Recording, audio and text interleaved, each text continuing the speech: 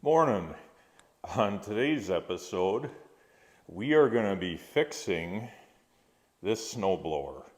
This is my snowblower. I've had it for, 5 years. Bought it used. Quite the jalopy. Ariens 926 LE. I don't even think the motor's original to this, considering it says Toro on it, so back when this thing was made, I think a lot of the engines all had standard or universal mounting patterns, so you could kind of swap anything on the anything. So anyways, last year this thing was kind of giving me some trouble running. Wouldn't idle properly, just you name it. So I know the carburetor in it's gunked up. I have no idea how to get at it. We're going to have to figure that out. Obviously, it's over on this side. That and this crap up here is like, doesn't adjust properly. Probably could use an oil change. I don't think I've ever changed the oil in it. That's not good either. But yeah, so that's our project. Let's get going on it. So the carburetor is underneath all of this guarding. I pulled the little starter key out of here, but I think I got to pull this knob that's on the back for the choke, it looks like, and then unbolt this stuff, and then this cage should come off and we should get access to the carburetor. So that's what I'm going to do now.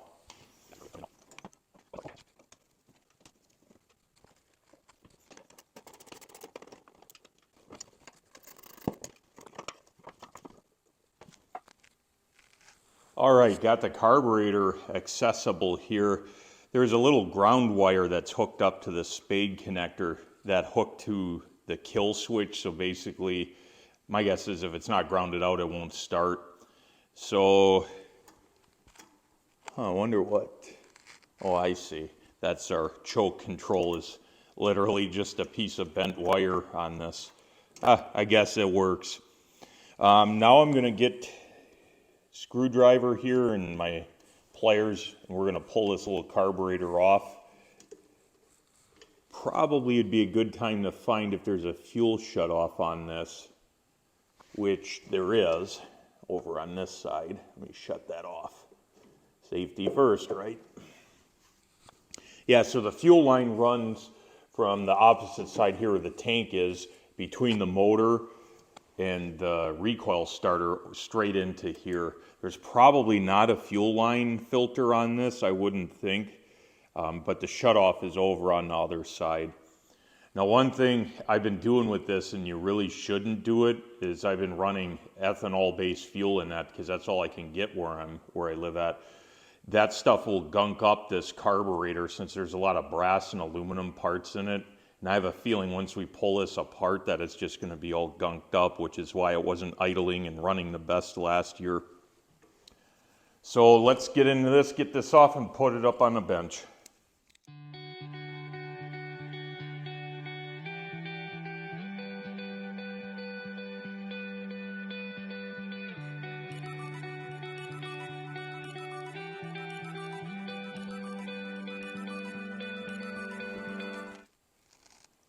Alrighty, we got it up on the healing bench here. So first things first, tip it upside down, no fuel's coming out.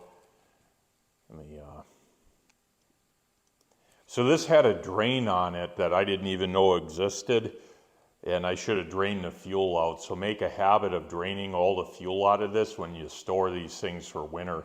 That certainly would have helped a lot, and I guess we're going to see firsthand how bad it is in there when you don't do that. This is the float bowl, so this gets filled with fuel when the gas tank is hooked up to it, and it pulls out of this float bowl through a jet system into the carburetor. Let's see if I can, a little bit of fuel in there. Yeah, just look at that. That's what ethanol fuel does. And who knows what else is in there, but it's like just gunk in there. Yeah, look at that.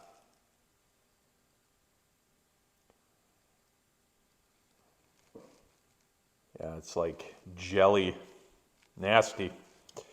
All right, well, I'm going to pull this pin out because this is the float. Essentially what this does is, as this bowl is full of fuel, when the fuel level rises high enough that it pushes this float up, it shuts the fuel flow off. So it keeps the correct amount of fuel in here for what you need while it's running. But yeah, we'll pull that pin out first and get this assembly. There's going to be a needle underneath here. You want to be careful.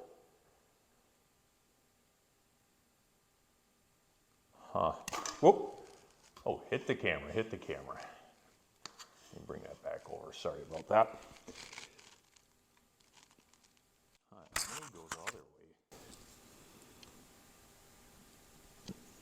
way. No. Unless this is pinned. Huh. Might have to get a little punch to get this out.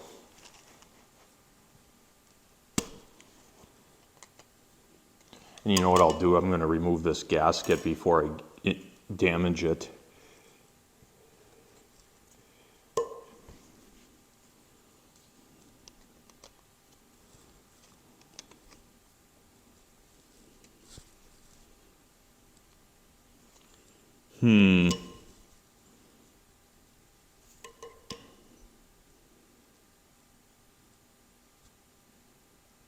Think it goes the other way.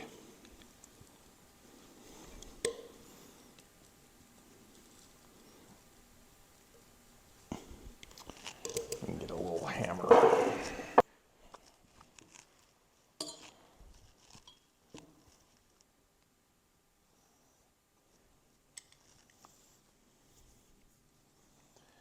Only hammer I could find, and I don't even know that that will work. I'm going to be very gentle with this since this is aluminum casting.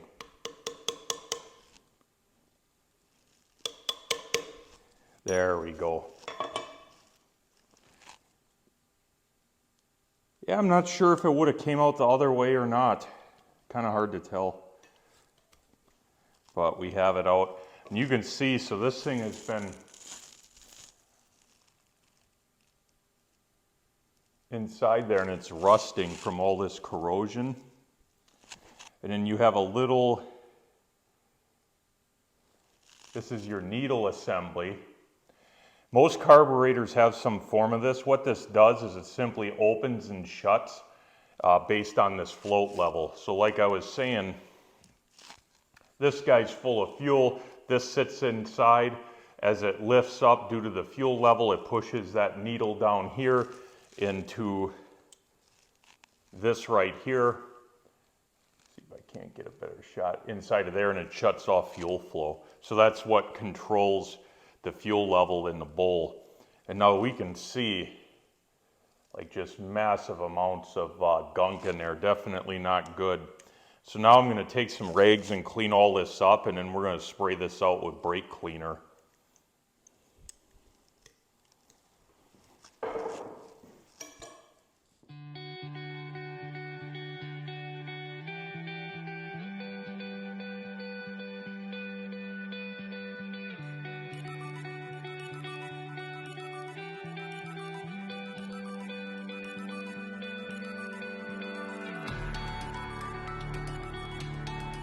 So the choke mechanism on this is pretty simple.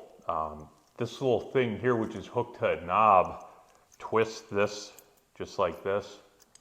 This lever, it's got a little weird spring thing here that's like a detent. And that just changes this external flap. So the whole theory of this is when this is shut, it creates more vacuum inside of the carburetor, which then pulls more fuel in. So it enriches the mixture and it doesn't allow it to get much air. So when it's cold, it's easier to start and keep running because it's running off of more fuel basically. This is the main throttle plate, which that is what your throttle control controls, is this guy. Yeah, you can still see like there's a ton of looks like salt on here. I'm going to get a wire brush here and start cleaning this.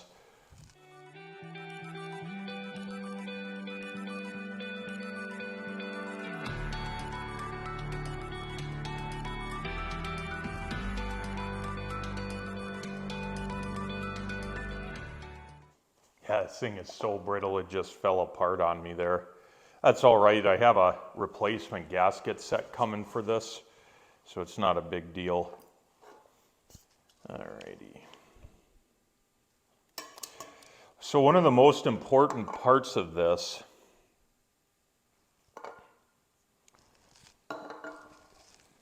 is this bolt slash, I believe this functions as a jet here. Get that in focus. I believe this is also the meter jet for this. I could be wrong. So if this thing is not perfectly cleaned out, and this holds the fuel bowl, but it also, I believe this meters the fuel amount that goes into the carburetor. Sorry, I'll bring that back to the camera. You want this to be perfectly clean. If there's any crap in here or inside of this, it's not going to be able to get the proper fuel flow for the main metering jet, and it's not going to run under load very well at all. So you have to get this cleaned out. And this one doesn't look as bad as I thought it would, considering how bad the rest of the stuff looks, but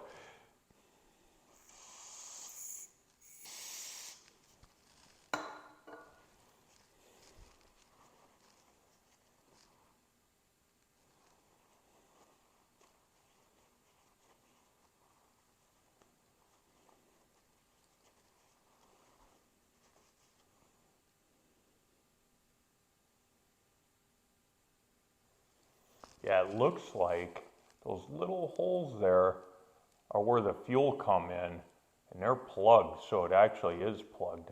See that? I'm gonna get a piece of wire over here, try and clean it out. Like I said, this isn't the original engine for that snowblower, I don't believe, and not only that, I've never really worked on one of these carburetors before. Yeah, see, that was all plugged up. See that material that came through? This thing wouldn't have ran this year if I wanted to, if I would have started it, so let's clear that out. And that's if yours isn't running, primary culprit is gonna be stuff, material stuck in here, especially, I'm telling you, don't run ethanol fuel in these older snow blowers. Not unless you wanna clean the carburetor out every year. If you guys know of an ethanol fuel treatment that actually works, let me know, because I'm willing to buy some. It's just around here, being in a major city, you can't get ethanol-free gas. I mean, I got to drive 45 minutes to get ethanol-free gas. Let me go grab a straw for that. All right, I didn't find a straw. You would think I'd have one laying around this disaster area, so I found some WD-40 penetrant. I think that'll work good enough for this, and it's going to get cleaned out afterwards anyways. So we should see fuel spray. Let me turn it on. See how fuel sprays or penetrant sprays real good out of there? That's what you want to see, because if it doesn't come out, then you got no fuel going through it. Clean that up. All right. Now, if you can see there, holes wide open both sides now. So yeah, this thing would have never ran had I tried to start it. And I figured as much. Now I'm going to take this and just spray it through everything just like I did before.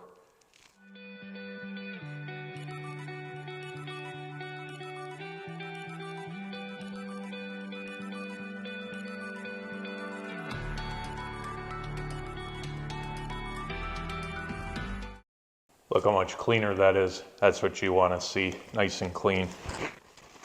If this float ever is cracked and it's full of fuel, you got to get a new one, because it should only have air on the inside of this. If it's got fuel, then it's not going to float.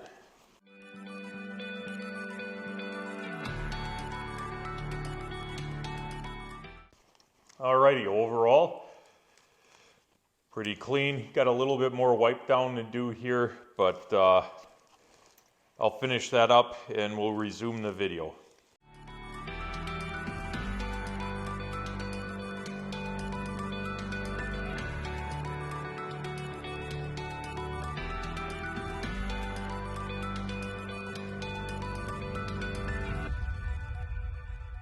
Well, I gotta wait for the gasket to show up tomorrow and then slap the fuel bowl back on, but for right now I'm just gonna put together what I got and call it a day.